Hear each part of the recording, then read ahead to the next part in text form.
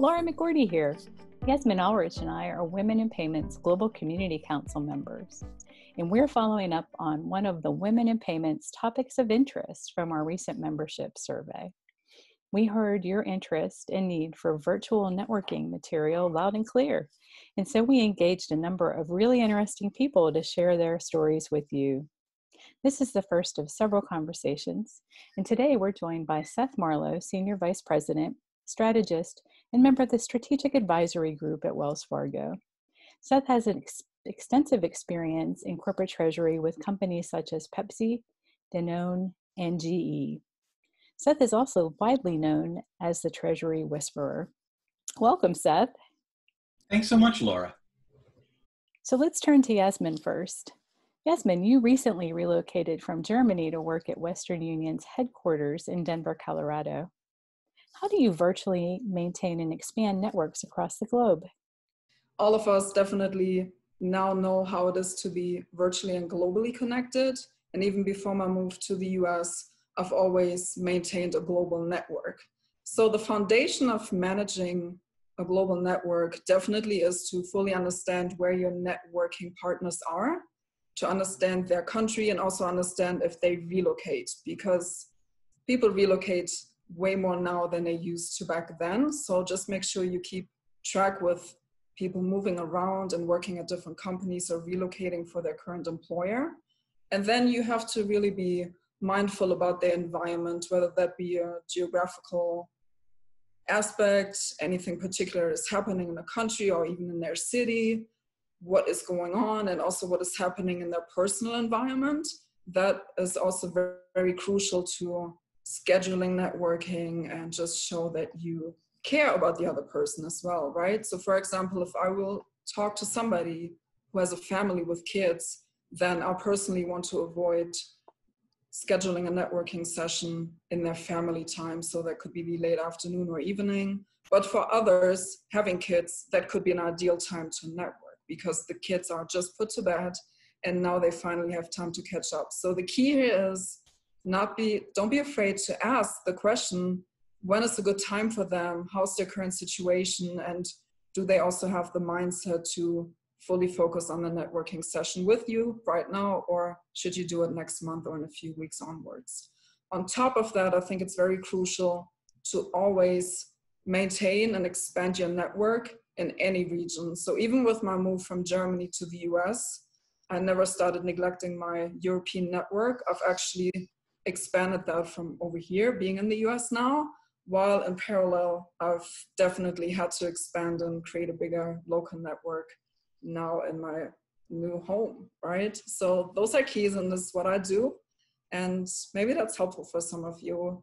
Definitely try some of those things. And if you're not globally connected yet, try to make a global connection, someone outside of your country.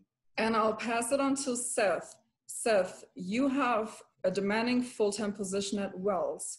And on top of that, you've been able to manage and build your own brand with a very engaged network. We are very curious what your secret is. And if you could just tell us more about your story. Well, I think the trick of all of it is mirrors.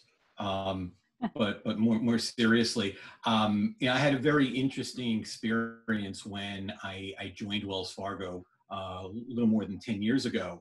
And I found that coming over from the corporate treasury world and having been a practitioner, I had a very different viewpoint than most of my colleagues, many of whom were career bankers.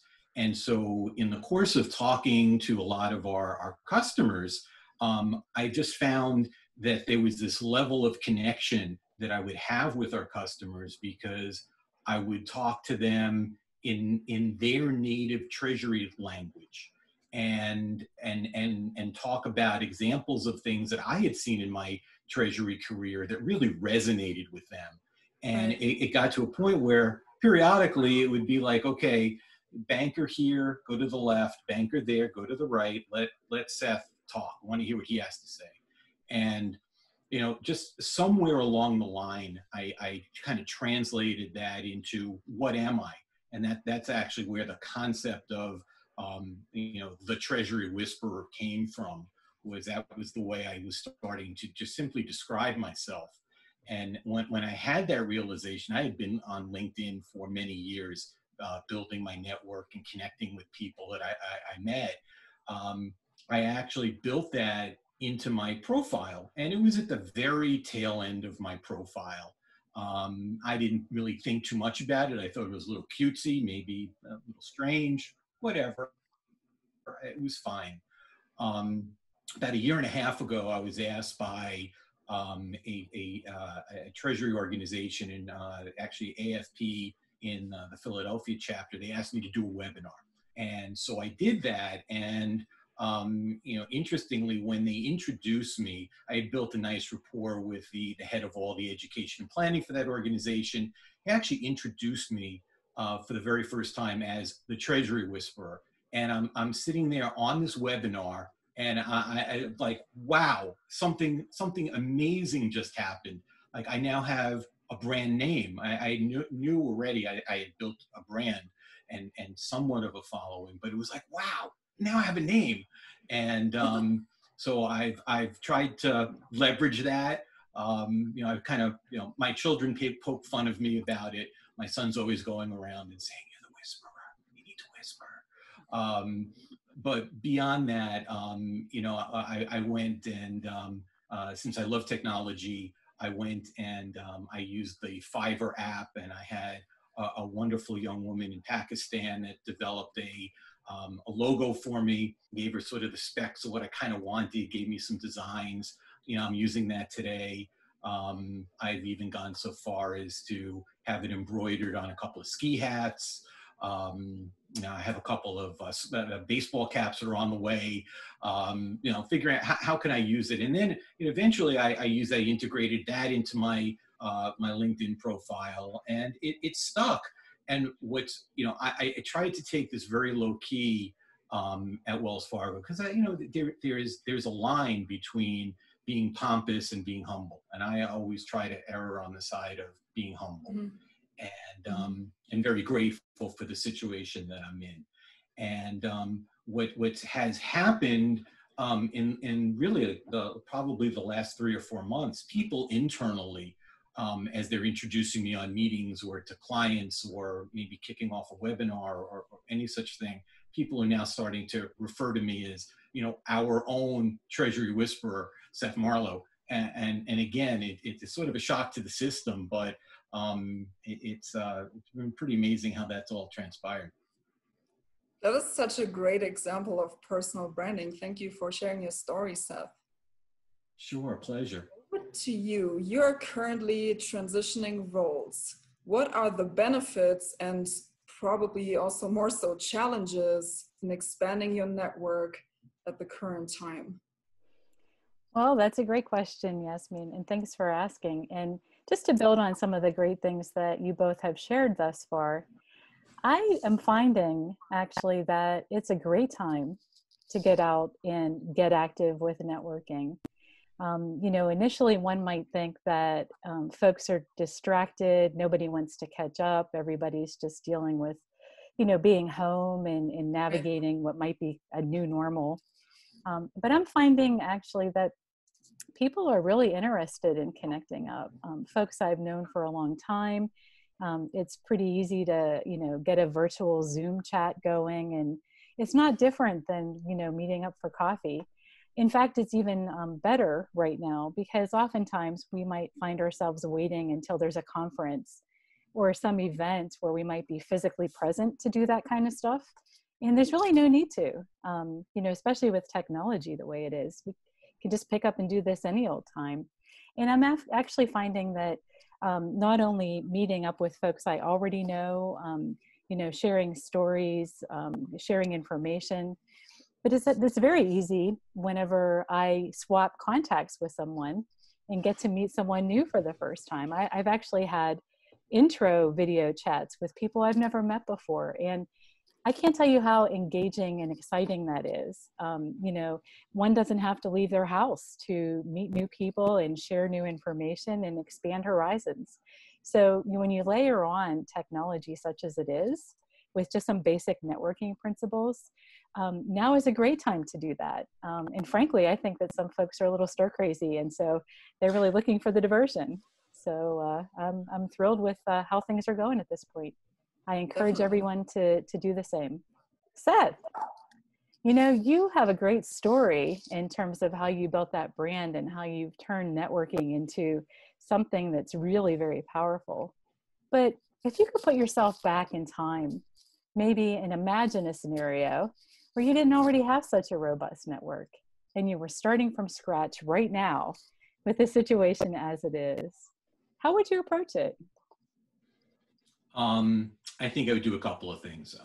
Number one, I think, and because it's one of my favorite tools out there, I would go and brush up my LinkedIn profile, make sure I've got a great photograph as a profile picture, make sure I have some engaging commentary about who I am, and literally would almost, you know, you could spin the dial or kind of roll through your Rolodex. Who has a Rolodex anymore? You know, go through Outlook or Google Contacts, and you know, kind of, you know, cover your eyes and say, okay, who did I land on? And say, oh, there's someone I haven't spoken to in 3 years. Let me pick up the phone. Let me send an email and say, hey, how are you doing? We haven't spoken in a long time. Let's connect. And you know, in this environment, you know, to what you were just saying, Laura, it's like it's a great opportunity to actually see each other, do a video call. I mean, who's doing just regular phone calls anymore? You talk about how the world has changed now, and I would start doing that. And actually, to a certain extent, I'm kind of doing that now. I'm finding that it's so important to be connected, and I'm finding that every week I'm picking a few people to reach out to, or people will reach out to me. Sometimes it's somebody new, and I'm just, you know, I think forget the name of the movie. But Alec Baldwin was in it, and I think the famous line from it was, always be selling. And I think if you sold, you got coffee, something like that. Yep. Coffee's for winners.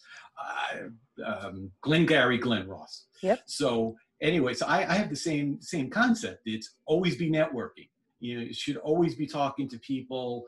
You know, I firmly believe that every conversation you have, every person you meet, there's purpose and meaning in that. You may not ever find out or figure out what it was. It may be that you're able to help them, they're able to help you, or somewhere down the line, some other, you know, mystical things in the world happen, and hopefully something positive results from that. And it's really cool when you figure out, you know, kind of backtracking, like, you know, this never would have happened if I hadn't met that person. So I'm always looking to network. Those are awesome thoughts, Seth, and it sounds like you're still doing that, even though you've already network. So that's great. That was what I was very interested about. Great. So thank you both for your very great input and thoughts that we would also like to pass on to our community. So for the community, here are 3 things you can start doing next week on Monday. The first week, try to schedule 2 networking sessions in your calendar every single week.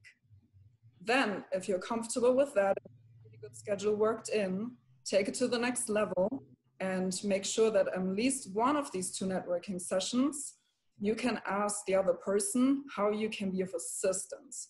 That could be, for example, with their current situation at home, maybe you can share best practices with them, or maybe you can introduce somebody to them, or maybe there's something work related where they just purely require your knowledge and your input in order to advance in the current project they're working on. And once you've established that and you are helpful and valuable for other people in your network, then you can move on to the 3rd step. This is the advanced level of networking. Try to make sure that at least once a month you speak to somebody you have previously not met. For example, you can reach out to somebody on LinkedIn whose posts you've been following, or you can ask someone in your network to swap contacts with you. Just make sure that you meet a new face and try to be as personal as you can. So if you can be on camera and the other person as well, then that is ideal. If you cannot be for one reason or the other, try to be at least on the phone and just take it from there. So those are 3 key items you can start doing right now in order to advance your virtual networking. Wow, that was exciting. Those were really great suggestions, Yasmin. And Seth, thank you so much for supporting the Women in Payments membership and the Global Community Council. You know, for membership, we'd just like to say, follow us on LinkedIn. In addition to trying all the great things that Yasmin just summarized and suggested, they're very real, things you can do right away. But follow us on LinkedIn, provide feedback. What else do you want to hear? What else do you want to learn? And don't forget, take advantage of the no-fee membership. There's no time like the present to start networking. Thanks and have a great day. Thank you all. Thanks, Laura. Thank you. So, bye-bye. Bye.